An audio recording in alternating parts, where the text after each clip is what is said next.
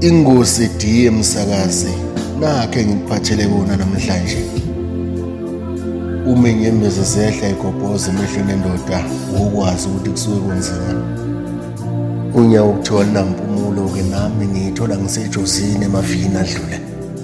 Ngithi ngiyayithobazela ngihlala nenye insizwa ebuke ikhathazekile emoyeni.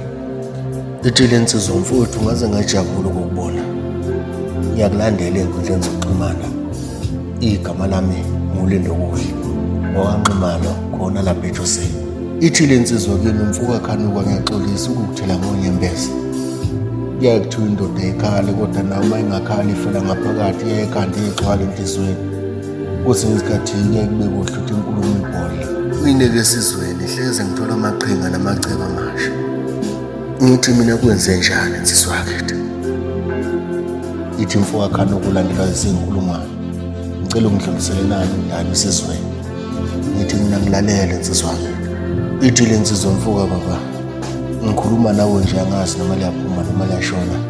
Ithi ukwenaba le nsizwa, ithi kunomuntu engingasho nje ngithi ngibambisene naye kwezothando. Besineminyaka eyisikhombisa sibambisene. Ekuhlanganeni kwami naye-ke mfuka khanuka ngamthola nomntwana omncane kakhulu. Ngathi uma ngithi akangikhele phezulu nje ngodaba laba abangane wangichazela ukuthi bagcina behlanganisa iy'nkaba. Emva kalapho wathi gala uyebhuka namanje akamazi ukuthi uziphi iy'nkalo. Ngokujula kothando enganginalo ngayo umntana omuntu ngamchazela naye ngathi kusuka namhlanje akusesiyo ingane yakhe, kepha ingane yethu sobabili. Ngizoyipha uthando nayo ngiyikhulise njengeyami. Angigcinanga ngokukhuluma lokho kodwa ngaphinde ngakwenza, ngakubonisa futhi ngezenzo, ngalibonisa uthando nakuye kangangokuthi saze sagcina sesithole wami umntwana. Ebengikuthengela umntanami nowakhe umntwana bengimthengela. Bengiqinisekisa futhi naye ukuthi ngilethe injabulo ebusweni bami.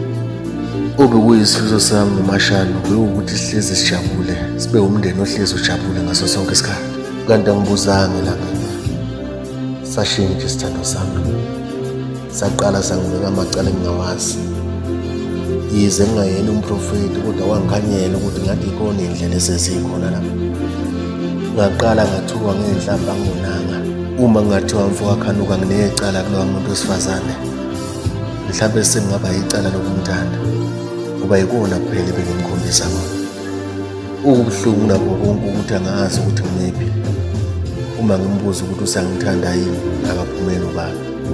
Uma ngithi ngabe akasangithandi yini, akafuni futhi ukungiphendula. Ngiyacela mfuka khanuka, ngicela ujubalalise lo mbhalo ufinyelele la kumele ufinyelele khona. Mhlawumbe nami ngizolapheka enhlizweni, ngifile ngaphakathi mfuka khanuka.